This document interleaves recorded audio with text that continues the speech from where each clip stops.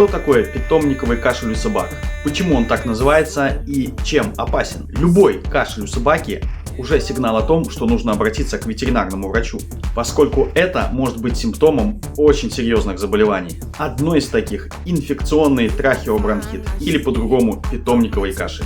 Это словосочетание часто сбивает с толку владельцев. Как может питомниковый кашель возникнуть у собаки, которая живет одна и не в питомнике? Но болезнь получила такое название, потому что она может возникнуть абсолютно в любом собачьем коллективе.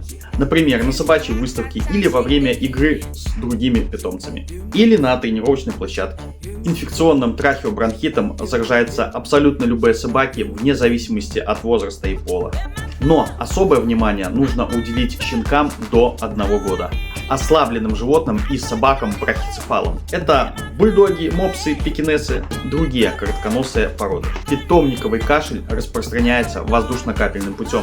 Он передается при прямом воздействии между животными или при контакте с предметами, на которых есть частицы возбудителя. Это игрушки, амуниция и уличные палки. У собак заболевание чаще всего появляется внезапно. Первый и самый главный симптом – это сухой кашель. Он звучит так, как будто у животного что-то застряло в горле. Кашель всегда будет усиливаться при физической активности, питье или во время сна. Иногда у собак возникает насморк, слезотечение и снижается аппетит. При более тяжелых формах повышается температура, а также затрудняется дыхание. При появлении такого кашля необходимо реагировать быстро. И чем раньше вы обратитесь к ветеринару, тем больше будет шансов на скорейшее выздоровление без осложнений. Кстати, при питомниковом кашле при стабильном общем состоянии животное может обойтись без применения ветпрепаратов и восстановиться в течение 14 дней. В таких случаях питомца нужно кормить маленькими порциями теплым влажным кормом.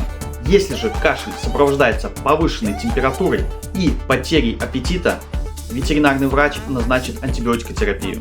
При питомниковом кашле собакам обычно назначают препараты на основе азитромицина. Считается, что это один из самых безопасных антибиотиков, который допускается давать даже щенкам. Лекарство легко проникает в органы дыхания и эффективно действует в очагах воспаления. Владельцу собаки также необходимо помнить, что для лечения питомникового кашля подходят только ветеринарные препараты. Даже если лекарства с тем же действующим веществом продаются и в человеческих аптеках. А все потому, что дозировки для человека и для животных абсолютно разные. Поэтому неправильное применение препарата может привести к серьезным побочным действиям и даже осложнению течения заболевания.